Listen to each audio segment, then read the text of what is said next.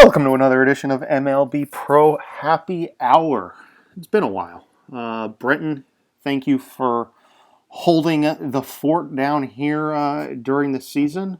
Another wonderful year with your drunken rants and raves and all of your analysis. Always terrific stuff. But it's good to be back here on the airwave of MLB Pro on YouTube, MLB Pro Happy Hour. We have a lot going on. Season is coming down to an end. World Series stands at 2-1. The Angels with a lead over the Rockies. We'll get to that momentarily. We have a transition from OOTP 18 to OOTP 20 coming up. We have an off season about to begin in a week, 2 weeks, 3 weeks. We have a lot going on. Players on the move this offseason, free agents, trades.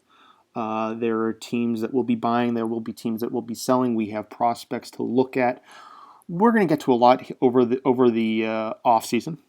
We'll get to some of it tonight. If there are any questions out there, feel free to send me a PM, anonymous GM, in the Slack channel. I've got a window open there, so I should be able to see those. If I don't see them today, for whatever reason, I'll be sure to write them down and get to them in the future. I guess let's begin with the World Series. The Angels took a 2-1 lead in the series yesterday with an 11-4 win at Coors Field. The game was broken open in the first inning after Carlos Correa made a 2-out error. Actually, he made an error to begin the inning, but it led to numerous unearned runs. The scoring began with Masataro Oyashi's triple, which scored Trout and Mazzara. And then a Caleb Cowart 1 out, ground out, scored Oyashi, so 2 outs, but then the Angels rattled off a series of hits. Cutler got a hit. Zach Cox got a hit, which scored... Cox got a double, which scored Cutler. We had Anthony Kerr get a hit, which scored Cox, and the inning ended with Jordan Lyles, but it was 5-0 after the top half of the first, and the Rockies never could really regain footing. It's the second game in a row in the World Series where a Rockies error kind of allowed the Angels to break things open. Tonight's projected starters are Kyle Funkhauser for the Angels. He's 0-2 with an ERA of 9.9 in the postseason. Against Toronto, at Toronto, he went 6 1/3, allowed 4 hits, 5 earned runs. In the NLDS against Seattle, Funkhauser only lasted 3 2/3, giving up 6 runs on 8 hits. It's kind of been an up and down season for Funkhauser. A terrific first 4 months of the year. Well, actually not. His first month of the year, April, he was 1-2 with an ERA over 8. May, June, July, August, ERAs at 3.81, 2.68, 2.82, 1.8. Then September came around, and he kind of hit the apparent rookie wall, going 1-1 in 5 starts with an ERA of 5.54, 29 hits, 16 earned runs in 26 innings pitched. For the Rockies tonight, we have, it looks like Ronald Dunham will be on the mound.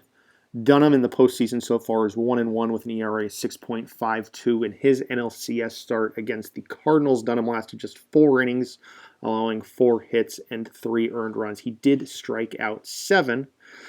In the series before, in the NLDS against the Giants, a home start. Both of his postseason starts have been at home at Coors Field. Dunham went 5 2/3, 7 hits, 4 earned runs.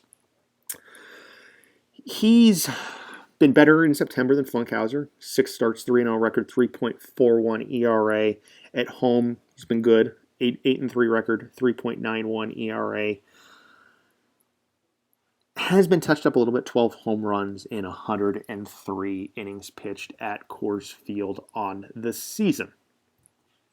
It's been an interesting series in the sense that the postseason for the Angels leadoff hitter Mike Trout had not been going very well up until the World Series. Against Toronto in the ALCS, Trout had just 4 hits, Rather, 6 hits in the ALCS in the 6-game series. Trout already has 6 hits here in the World Series, 2 in each of the first 3 games. He scored a pair of runs in both Angel wins Game 2 and Game 3. At the top of the Rockies lineup, Felicio Roca has not gotten off to a good start. He is 1 in 12 with an on-base percentage equaling his .083 batting average.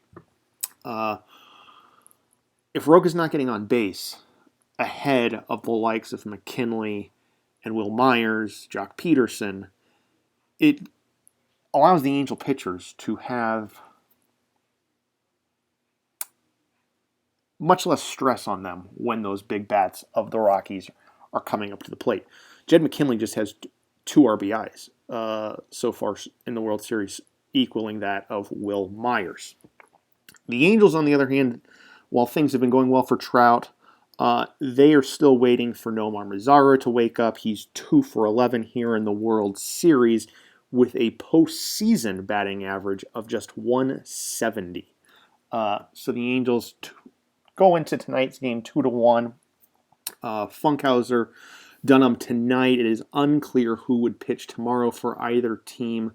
The Angels, I think, had been looking at going off of what they did last series. Trevor Rosenthal would have been a likely Game 5 starter, but he's now pitched, it looks like, a couple times here in the World Series. Unlikely to be available tomorrow. Could Ryan Copeland be pitching on normal rest, whereas last series they saved him for Game 6? Or rather, they saved him for potentially Game 7, didn't pitch him on short rest, and then was able to pitch in Game 1 of the World Series. For Colorado, another issue, it's been the bullpen. Nick McCauley, he's been touched up. He's been touched up bad. An inning and a third in ERA now of over 20. The Rockies need to be able to get to the bullpen. They need the likes of Moore, Hashim, Garcia, whether it be Jonathan Arias, and Nick McCauley to be the power arms that they were through much of the year. Again, they're pitchers that have extreme talent, but it's also a bullpen that didn't quite live up to the expectations, posting the 7th best ERA in the National League at 3.79. And with the National League's worst defensive efficiency, it's an interesting mix. On the season, opponents in the National League, the Rockies had the worst batting average on balls in play against an Angels team that doesn't strike out as much, puts the ball in play, and has elite hitters. It's a weird mix for the Rockies. The Angels, on the other hand, not having a great defense themselves, 8th in the American League on batting average and balls in play defensively, the 6th best defensive efficiency, but getting things done. And the big advantage, the Angels had the best bullpen ERA in the American League. And so far in this series, there really hasn't been a ton. Trevor Rosenthal's pitched 5 innings of relief. No other Angel reliever looks like they've pitched more than an inning of relief. Is that true? It appears so. So it'll be an interesting and important game tonight. It's been an interesting playoffs. I mean, looking back at how things played out, there was obviously Game 5 back in the ALCS. The Angels-Mariners was the first time the Angels beat Danny Holtzen all year. The Blue Jays ran through Minnesota relatively easy. The Rockies ran through the Giants and the Buchholz brothers battle. We had a 3-1 series win for the Cardinals over the Red Hot Nationals, who snuck into the playoffs as National League East champs, and in a series which the Nationals won the first game before they dropped the next 3. Moving on to the LCS, the Angels, the Blue Jays. Angels won the ALCS 4-2. Paul Erickson was up and down throughout. We had 1, 2, 3 one-run games in the American League Championship Series. In the National League, we had not a single game was decided by 1 run. The closest margin of victory was 2, which happened twice in Game 2 and Game 3. Game 2, a Colorado win. Game 3, a Cardinals win.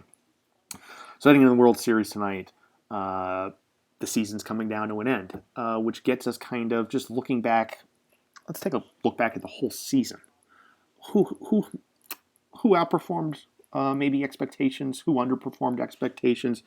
Again, I didn't really prepare for the show today, so I apologize, but I wanted to get on the air. The NFL schedule today is brutal here in the afternoon, so no reason to watch. I guess the Texans just took the lead on the Raiders. But anyways, we had Toronto, 105 wins, terrific year. But now with question marks about a trade block heading into the offseason, we've already seen Mitch post a trade block that includes the likes of Michael Pineda, Justin Verlander, Josh Johnson, Drew Pomeranz, Pat Swain, bullpen arms, Brian Wilson, Kelvin Herrera, Johnny Venters, Sergio Romo, and then the bats of Giancarlo Stanton, Sergio Barrera, and Dan Price. Obviously, a lot of those players have extremely high price tags. Giancarlo Stanton's not going to be given away. Sergio Barrera is a terrific platoon bat at first base. Those arms in the bullpen, while aging, are still terrific arms. Michael Pineda, a good year. The question becomes the likes of Justin Verlander and Josh Johnson. They're making a lot of money, I believe. At what point? Why give them away at that point? The value that they would bring back probably would not be that high. Verlander set to make $13.5 million next year, with the money being retained by Detroit. Josh Johnson, now at age 35, is set to make $12.5 million through potentially as much as long as 4 more years. So 2 pitchers in my mind, that on a team that is poised to again win 100+ games next year, why would the Blue Jays move either one of them? Interesting there. A year and a half ago, I guess at the trade deadline of 2018, the Tampa Bay Rays looked ahead to 2019. It paid off, winning 95 games. The Boston Red Sox, they won 81 games. I believe that was the first time they won 81 games or finished above 500 since 2014. So Brett ended a 5-year skid of finishing below 500. The Red Sox saw some great production out of rookie second baseman Todd Kuhn. 23 homers, 260 batting average. Jacob Realmuto came over from Kansas City midway through the year, slugged 13 homers in 56 games. And the pitching. Juan Nicasio had a great year. Carson Kelly, a productive year at times. A rebuilt bullpen. What will Boston be doing this offseason? There's the age-old question of Dominic Brown and his huge contract, set to make $27.5 million next year. He does have the player option. Any chance he opts out of that? Could Dominic Brown be crazy enough to go look for one more multi-year contract instead of a remaining $27.5 million? Doubtful, but possible. Elsewhere in the American League East this year, there was turmoil in Baltimore, or not turmoil, but the end of an era when Andy resigned. A season that did not live up to expectations or production from the year prior. The New York Yankees were active, they were busy, they spent money, and they lost a lot of games this year. 63-99. I believe that was the worst year in New York here in MLB Pro. It was. It was an offense that could not put the ball in play. It was a pitching staff that could not get anyone out. It's going to be an interesting offseason in New York. Will they have money to spend? Will Miguel Velasquez be back? Will Prince Fielder be back? Could David Price be on the move as an attractive piece in the offseason? They brought back Aaron Uriarai, a 47 home run year at designated hitter. He's probably not going anywhere. What will the Yankees do in the offseason? The American League Central, we had Minnesota rally, won the division by 17 games. Another terrific year for Rocky Cook. But Rocky has mentioned, or at least hinted at, potentially shaking things up. Could Kevius Sampson be on the way out? Obviously, Gary Copeland is going to continue to be in Minnesota. a Minnesota offense paired with Martin Lopez at the top of the lineup is a terrific 1-2 punch. Still have Miguel Sano, I believe. Correct? Still have Miguel Sano. They obviously, or not obviously, but if we recall, they brought in Nolan Arenado from Cincinnati in a trade that stole Arenado from Aiden in Cleveland. So what will Minnesota's offseason bring? Speaking of Aiden in Cleveland, 81 and 81. An up and down season for Cleveland that ended winning just 8 of 27 games in September. An offense that ranked 13th in batting average, 13th in on-base percentage, 11th in runs scored in the American League. But some very good young players. Cade Cahill, Rod Swift, Sean Stevens, 1-2 punch in the rotation for years to come. Will Mark McCain continue to be the closer in Cleveland? We had Ken Gary. Where will he be next year? In the bullpen, where he had a very strong year, or could he make a move to the rotation to join Swift, Stevens, and Austin Milanowski, who's just 26 years old and heading off of another good year there. So Cleveland's a team to watch. The Chicago White Sox, Jonathan Hodges, a team that I think had higher hopes internally, and a team who was in good standing at the end of May. They started 1-2 in March, 13-12 in April, 18-12 in May, but then things fell apart in June with a 9-16 month of June, an 11-13 month of July, a 10-19 month of August before they played 500 ball in September. They had the third best batting average in the American League, but they scored the 13th most runs, a slugging percentage of 13th, and the fewest home runs in the National League, the fewest amount of walks in the American League, rather. It's a problem in Chicago. Is it something that can be fixed internally? In the past, they've tried to build with some power bats and have not had much luck.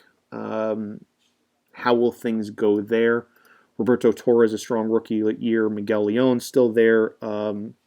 A Chicago team that brought in Jesus Montero midway through the year. A Chicago team that brought in Roderick Shoulders in a big trade middle of the year.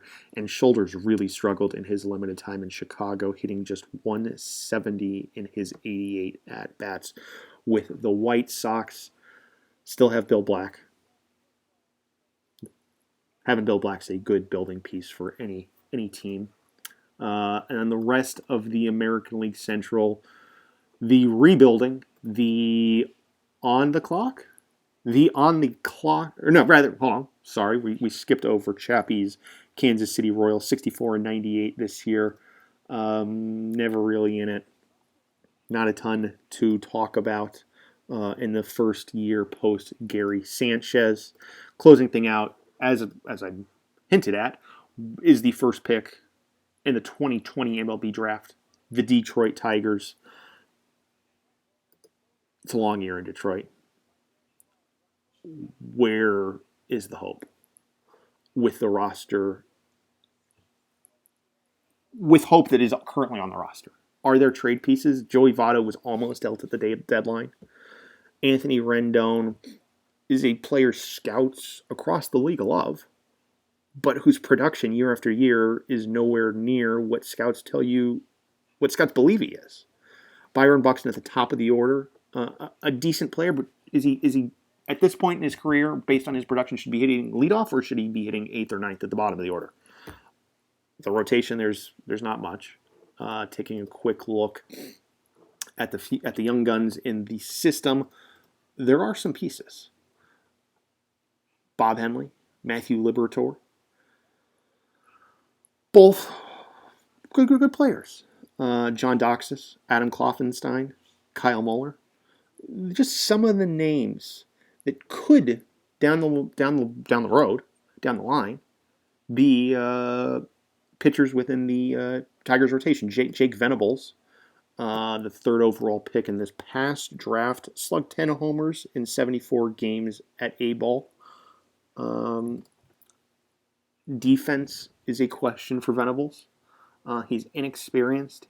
He still doesn't quite show terrific instinct in the outfield, but a bat that is really good. You can't deny his skills at the plate. Will he transition maybe to the infield? Is he a first baseman? Will he transition out of center field, maybe to left field? Questions there. The Angels, in the World Series right now. What will they do this offseason? Will there be any big moves? A team that, frankly, doesn't make many moves via trade. Jordan Lyles, potential free agent. Will they re-sign Lyles? Looking around at the Angels, Zach Cox is a free agent. Brandon Morrow has a player option. I believe Charles Cutler hit his vesting option, so he should be back, but I'm not certain.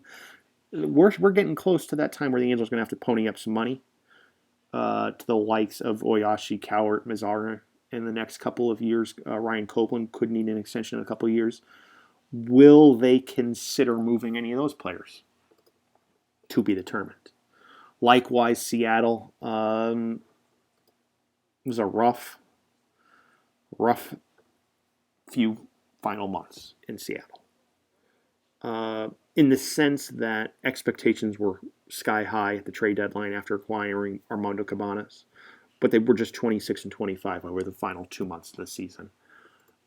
There's speculation out of Seattle that we could be looking at a totally different team with regards to their batting order next year.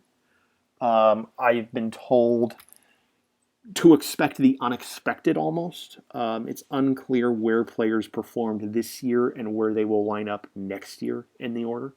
But it's also a team that, let's not forget, brings back Mark Appel, who they acquired also alongside Armando Cabanas, who was dealing with an arm injury or with an injury most of the year. He's back, so you add him to Holtzen and Justin Hooper. Felix Hernandez will be gone.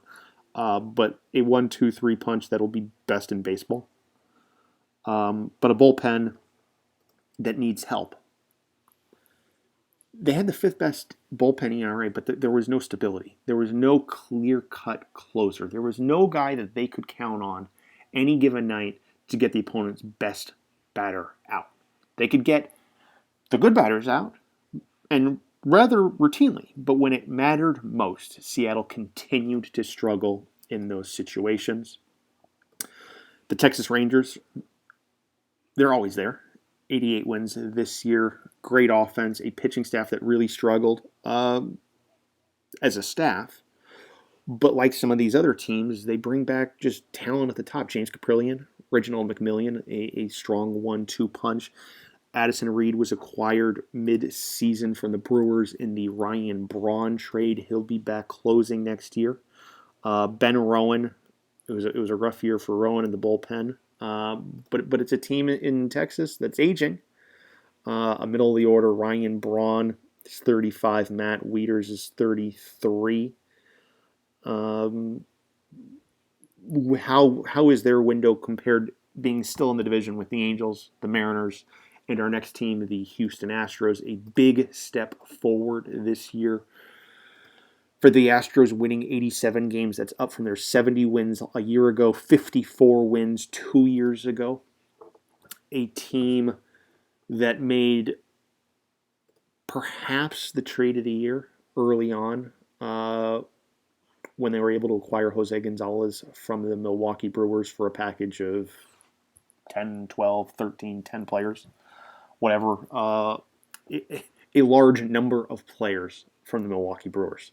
And you pair Gonzalez with Kawhi, Darch Kawhi, Edgardo Arredondo,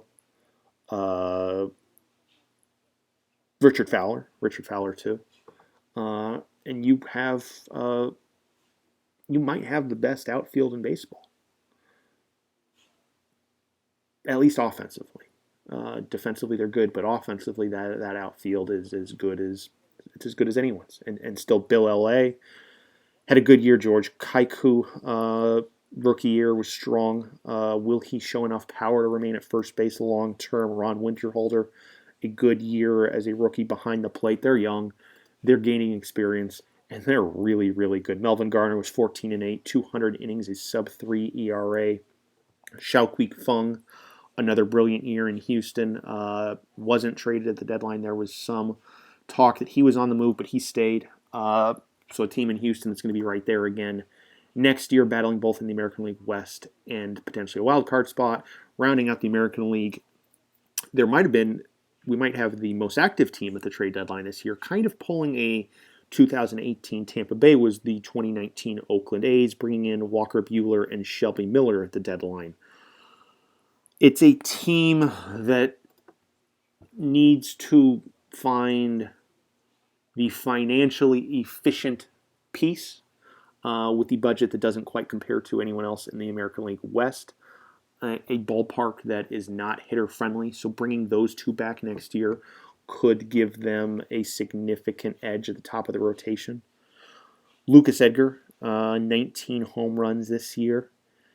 Taylor Sparks didn't quite take the next step forward that I think some expected. Joe Mauer had a good year in Oakland, but 36-year-olds, I don't see him being there long term. The guy next year in Oakland that they need to take a step forward, really there's two. There's Nick Plummer in the outfield, and there's Corey Ray in the outfield. Corey Ray has potential to be very, very good. Elite base runner, very good defender, puts the ball in play.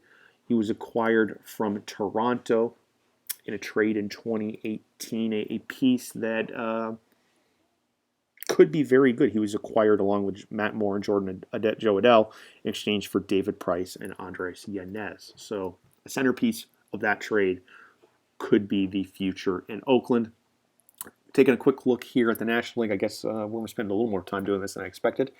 But we had the terrific and somewhat unexpected run of the Washington Nationals. 20-6 in August, 16-11 in September. That came after a July where they were 15-10, a June where they were 16-11, and a May where they were 16-13. A team that mirrored the real life Nationals. They were 10-18 after April. They got things done, especially against right-handed pitching, where they're 74-47. They were 54-27 at home.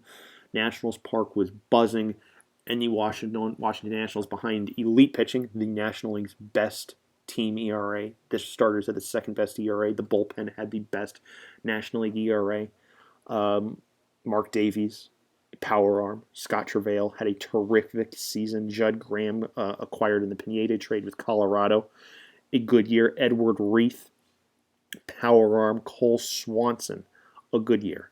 They're all young. Swanson, 27. Reith, 24. Graham, 24. Travail, 26. Mark Davies, 25. They went out and spent big money on Aroldis Chapman at the back end of the bullpen, and it worked. But it's a bullpen that's also aging. Scott Albert's 34. Brian Shaw, 31. Chapman, 31. Tom Williamson, 35. They might need to spend some here in the bullpen this offseason. The window's still there. That pitching staff is so good. It gives them a chance every day. And then offensively, Raimir Liriano, Ed Palmer, an MVP candidate in the National League this year behind the plate, was terrific in his first full year, hitting .299, 26 homers, an on-base percentage of .400.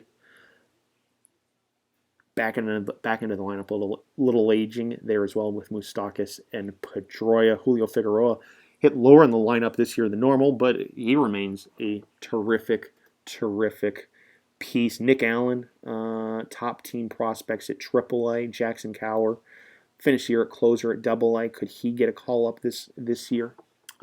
Interesting times in Washington. The New York Mets finished the year 3-7, missing the playoffs by 3 games.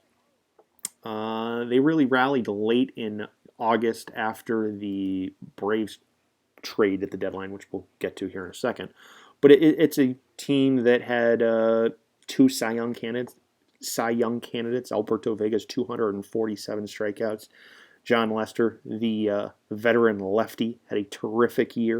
198 strikeouts, 28 walks, and 203 and 1/3 innings pitched. Still had Jonathan Neese at the top of the rotation. I believe they're happy with what they got out of Kyle Radatz at the back end of the bullpen as a rookie. 2.77 ERA in 48 innings closing. What will be of Zach Lee moving forward? What will be of Max Scherzer, who missed time with injury? The lineup, Josh Wilcox, not the MVP type season he had in 2018, but he still had a very productive year. Matt Den Decker, power up, average down, patience down. I don't know how the Mets feel about him. Elvis Andrews, a good year. They need an answer behind the plate. Travis d'Arnaud, Russell Martin, not really it, either one of them. So what will the Mets do moving forward? The Miami Marlins, they traded Walker Buehler at the deadline. They had the injury to Lance McCullers. They had an injury to Miguel Cabrera. Had McCullers not gotten hurt, had Cabrera not gotten hurt, had Walker Buehler not been traded, this might have been a team that made a run at the playoffs. 86 and 76. John Lamb's there. Brandon Klein, one of the elite closers in MLB Pro. Gio Gonzalez was terrific, albeit now at 34 years old. How about Alex Watts as a rookie? 11 and 9, 3.72 ERA, and 184 innings pitched. A team with Ronald Acuna. Got a call up late in the year. Dane Greer, a 2018 first round pick, has flown up the minor league depth chart, minor league levels rather, in Miami, spending 2019 at Jacksonville AA and New Orleans AAA. Could he be sent to the Winter League? Could he see some time at the big league level? Next year, there's the Atlanta Braves, a team that finished 82 and 80, a team that felt they had to make a move, and I'm still going to sit here and question their decision to move Armando Cabanas. One of the best players in the league, along with Mark Appel, who was a pending free agent who was injured. I understand Atlanta not wanting to give Appel $20 million, $30 million a year. 100% understand it. But one, to package him with Cabanas made no sense, and two, to trade Cabanas, it still made no sense. They got elite prospects, don't get me wrong. Jamie Vega's their number one prospect. They got Kane Barnes. They got Jared Stevens. They got John Butler. They got Nick Madrigal. They got Eric Braun. They got prospect after prospect after prospect. They took every prospect Seattle had. But are they better? This was the second trade they made with Seattle, by the way. We had the Pablo Sandoval trade earlier in the year. So they already had their first take at Seattle prospects. So they went back and did it again. But what is there now? Marvin Grunn, I don't think quite lived up to the expectations his rookie year. Keon Barnum was fantastic, don't get me wrong. Chad Scott was good, not great. But where's the middle of the order bat moving forward that scares opposing pitchers, quite like Armando Cabanas? It's not there. It's a team that took a step back, and it is a team that the last few years had been a clear co-favorite in the National League East with New York. I don't think they're in the discussion. I think they take a step back next year. I just don't see it, and that's even with having the likes of Trevor Bauer, Porter Curran, Kyle Cody. A good 1-2-3 punch. Question marks remain about Brady Aiken. The 2018 terrific year in Baltimore. 2019 took a big step backwards. It'll be interesting to see what his offseason entails, how he's able to learn under Nobuhiro Koike, the outstanding pitching coach of the Atlanta Braves. Rounding out the National League East, the Philadelphia Phillies 78 and 84, 15 and 12 in September, an offense that was among the worst in the National League, a pitching staff that was middle of the road. Sean Gilmartin was good again. Pedro Magano was good again. Neither Garrett Cole or Cody Ponce really put things together in their limited time with the Phillies. Connor Pilkington, the young, highly regarded prospect, had a strong 4 starts in Philadelphia. So there's potential for a strong young rotation, a bullpen that's aging. I guess John O'Day isn't. I thought that was John O'Quinn. It's John O'Day. He's only 26. But Jabba Chamberlain has no business being in a bullpen. Nick Robison, I don't see him as a relief pitcher. He's much more suited for the rotation. So it really leaves Sean Tellison and not much else. The lineup's built for the future. Juan Francisco still overpaid. I'm not sure he could play the defense, but he still got the bat. Anthony Hale had a terrific year, and he's just a terrific young player. Ryobi Kamita, 42 homers, hit over 300 in the National League MVP race. Josh Bell had a good year, 22 homers in 95 games, 350 at-bats with the Phillies. So there's potential, but I still don't think the Phillies are in the class of the couple teams above, but it could be one of the more competitive divisions next year in the National League. And the Central, the Cardinals were the class, 90 wins, a 2-game division victory over the Cincinnati Reds. Clayton Kershaw, late season injury. He's 31 years old. What's his future? We got a couple young, terrific pitchers. Dave Smith was in both the Cy Young and the National League Rookie of the Year race. Zach Potter dealt with injuries, coming off of injuries, but was really productive. Jeffrey LeBlanc, terrific 2018, small step backwards 2019, but still very good. Hector Santiago in the bullpen's aging. Austin Adams is older. Casey Mulligan was on the trade block all season long. Mark Montgomery was on the trade block all season long. They do have young closer power on Roberto Osuna in the back end. Lineup-wise, Cedric Rutherford still good. Yelich had a good year. Yasiel Puig was huge in the playoffs. But then we get to question marks. Evan Longoria, a stalwart and MLB pro, he's aging. There's no questions about Ronald Guzman, another Rookie of the Year candidate. It's a team that needs to stay healthy. How many outfield injuries did the St. Louis Cardinals have? I think we all lost track of that. A team not afraid to do anything under the leadership of Ryan Brockman, a team that routinely has shown it is the class of the National League Central. Will they be again next year?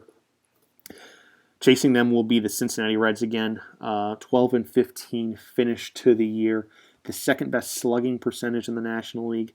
The most home runs hit in the National League.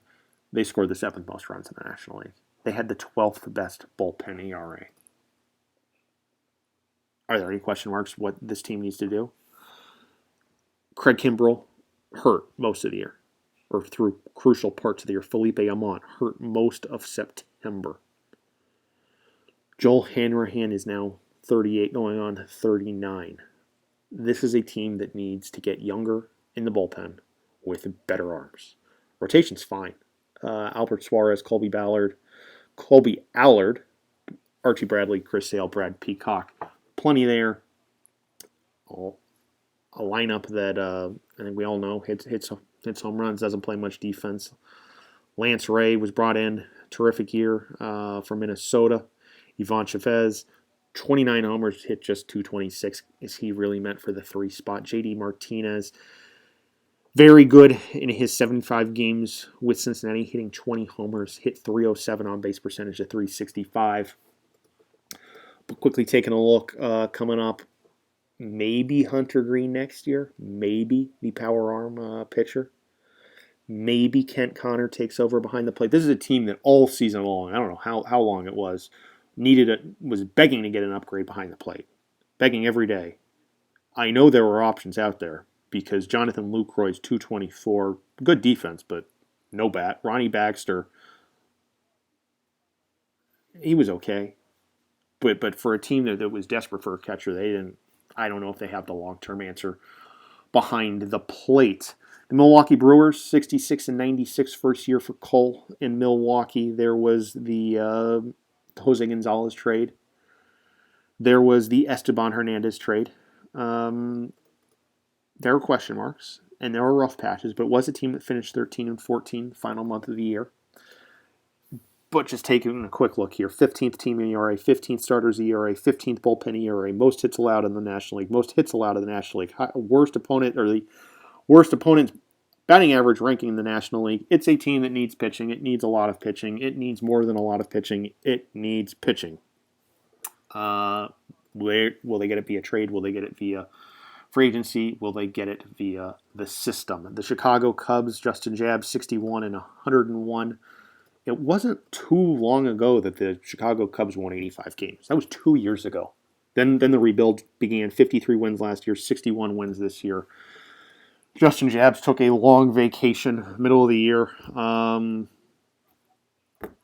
The free agent acquisition of last season, Madison Bumgarner, 6-15 in ERA, approaching 5. There was the early season trade demand of Jose Felix that the Cubs ignored. Will they be able to mend relationships there? Ed Scrap Iron Harris, a very promising 87 games at the big league level, hit .329 and on-base percentage of .415. Bill Lowe, another good year for the first baseman in Chicago, but a team that still lacks many, many pieces. Rounding out the Central, the Pittsburgh Pirates, the number 2 pick in the 2020 MLB draft. A team that traded Josh Bell, a team that traded Garrett Cole, a team that ranked 15th in most batting categories, 14th in most pitching categories. When you finish with the second worst record, the worst record in the National League, in arguably the worst division in baseball, or one of the worst divisions in baseball, you have a lot of room to grow. Michael Conforto, a good piece. Alex Bregman, a good piece. But a team that needs help. And their young pieces, they're talented, but they're not ready. Mason Marley remains years away. Bryce Turing, unlikely. I think next year. I guess Cody Chapman did reach the big league level and was decent in his 7 starts, 36 innings pitched, 3.72 ERA. He could be a centerpiece in the rotation for the Pirates. Next year, rounding out the National League, the Giants won the division, 98 wins, 64 losses. Another team, though, getting up there. Tim Lincecum, 35 years old.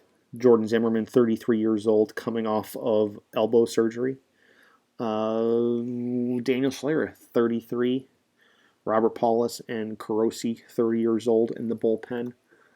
Buster Posey, 32. Pardo, 33. They do have the young bat of Eloy Jimenez. Bob Carlisle still under 30. But the window's shrinking in San Francisco, chasing San Francisco in the National League West, but then beating them in the playoffs and making their way to the World Series this year is the Colorado Rockies. A team loaded with arms we talked about earlier. A team with the reputation of having a great bullpen, even though some of their pitchers didn't quite live up to the belief of how good they are. Jed McKinley, likely National League MVP, will be back. There is the pending free agency, or the possibility that Will Myers heads to free agency this offseason. Will they be able to afford extending him? If not, a qualifying offer will be made on Myers. So what will happen with him? Jock Peterson's a terrific bat, power bat. No immediate additions appear next year, so the Rockies will continue to be a contender in the National League West. The Dodgers, they're going to be there again. Just taking a quick look, they were a good team. The Dodgers were the Dodgers. Juan Soto made an appearance with the club late in the year. Nick Plummer, a young outfielder, is highly talented. Juan Hidalgo, another strong year. A team that probably needs help at first base. Chris Fletcher, great on-base percentage. I guess he did hit 11 homers in just 64 games. So he did show some power, hit .340 in his 64 games. So I take back what I said. Chris Fletcher, you're perfectly fine at the first base position for the Dodgers moving forward. Final 2 teams to take a quick look on. The Arizona Diamondbacks, 68-94. a team that was much better than their record. I just struggle to believe that this team doesn't win 80-plus games next year. Scott Clark, Andrew Morales, Bill Hawk, Emilio Salazar, a terrific 1 through 4 in the rotation. Tyler Green, a good bullpen arm. A team that needs bullpen arms, but then you look at the lineup. Matt Hansen, a disappointing year behind the plate, but showed promise 2 years ago in 2018 as a rookie. He should have improvements, I would think. Joey Gallo showed power.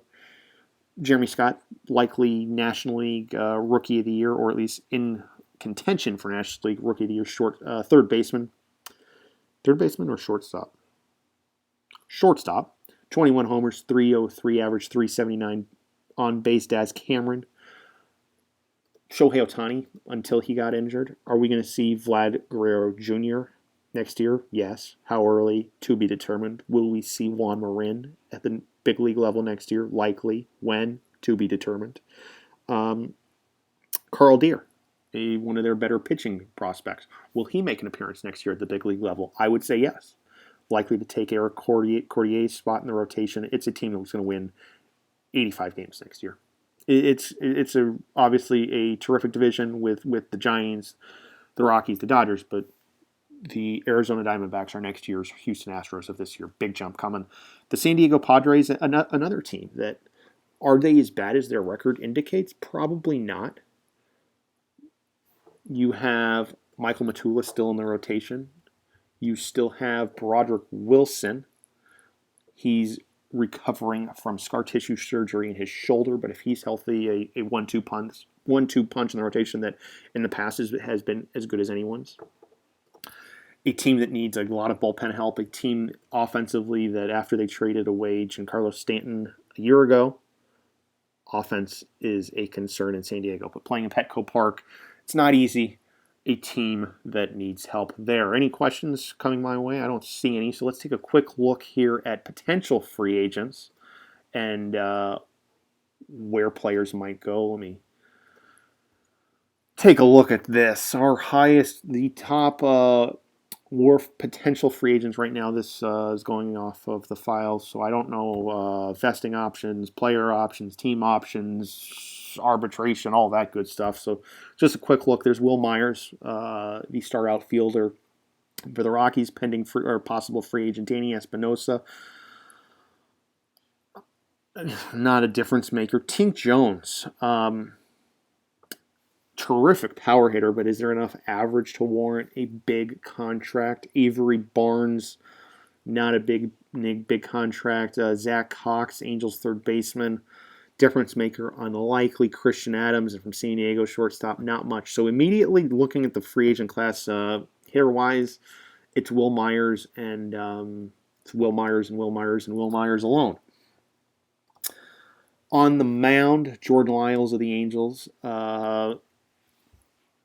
came back to the Angels after being offered a qualifying offer last year on a one-year deal. Will the Angels extend him? It's unclear. Gio Gonzalez, 34 years old. Felix Hernandez, 33 years old. So two veterans, but both coming off of really good years. Trevor Cahill in Texas, 31 years old. Decent year. So there's some options for starters out of the bullpen. Anthony Mio had a good year for the Angels. Hector Santiago had a great year for the Cardinals. That's back-to-back sub-2 ERA years for Santiago. Killed him earlier, but Jabba Chamberlain, maybe a team's willing to give him a chance again next year. Mark Montgomery out of St. Louis as well. So there are going to be some arms. There are going to be some options for teams searching for arms.